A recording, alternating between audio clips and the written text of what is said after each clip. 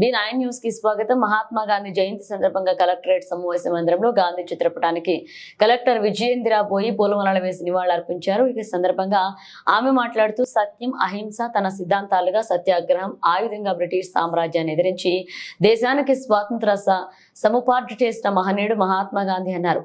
గాంధీ సిద్ధాంతాలు పోరాటం ప్రపంచ దేశాలను ప్రభావితం చేస్తున్నట్లుగా తెలిపారు. గాంధీ స్ఫూర్తితో అభివృద్ధి చెందిన అమెరికాలో హక్కుల పోరాటం చేసిన మార్టిన్ లూథర్ అనేక దేశాల్లో వివక్షకు వ్యతిరేకంగా చేసిన పోరాటాలు గాంధీ స్ఫూర్తితో చేసినవేనని ఆమె అన్నారు. గాంధీ కలలు కన్న గ్రామ స్వరాజ్యంతో ప్రభుత్వం గ్రామాలే పట్టుకొమ్మలుగా గ్రామాభివృద్ధికి అనేక కార్యక్రమాలు చేపడుతున్నట్లుగా తెలిపారు. ఈ కార్యక్రమం అదనపు collector Mohanarao, DRDO Narasimhulu, DPO Parthasarathi, DPRO Srinivas, చేనేత జౌళి శాఖ AD Balu, LEM Bhaskar, collectorate AO Shankar, collectorate ఉద్యోగ సిబ్బంది పాల్గొన్నారు. Wanted us to imbibe in ourselves, we must kind of cater to them. Thank you. మనందరికీ కూడా అంటే మహాత్మా గాంధీ గారి గురించి ప్రత్యేకంగా చెప్పవలసిన అవసరం లేదు. అంటే మనం అందరం కూడా మనకి మన దేశానికి స్వాతంత్రమే అయినా కూడా మనం చిన్నప్పటి నుంచి కూడా మన దేశంలో బ్రిటిష్ తర్వాత ఫ్రీడమ్ స్ట్రగుల్ గురించి, నేషనల్ మూవ్మెంట్ గురించి చిన్నప్పటి నుంచి మనం పెద్దయ్యే వరకు కూడా చదువుకుంటూనే వస్తున్నాం. కాబట్టి అందరికీ కూడా హిస్టరీ అంతా తెలుసు.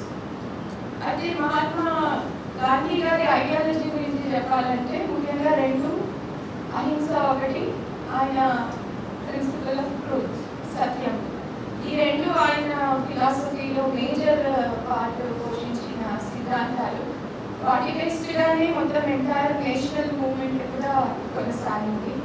అవే సిద్ధాంతాలు మొత్తం ప్రపంచాన్నంతటినీ కూడా ఇంట్లో అక్కడ మహాత్మా గాంధీ పద్ధతిలో పోరాటాలు చేయడం అనేది ప్రపంచంలో చాలా చోట్ల జరిగింది.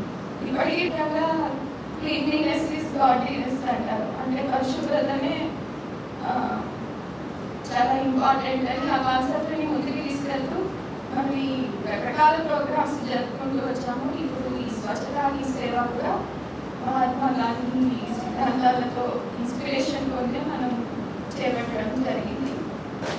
ఇంకా ఆ లక్ష్యం నెరవేరాలంటే చాలా మనం కృషి చేయాల్సిన అవసరం చెప్తూ ఉంటారు.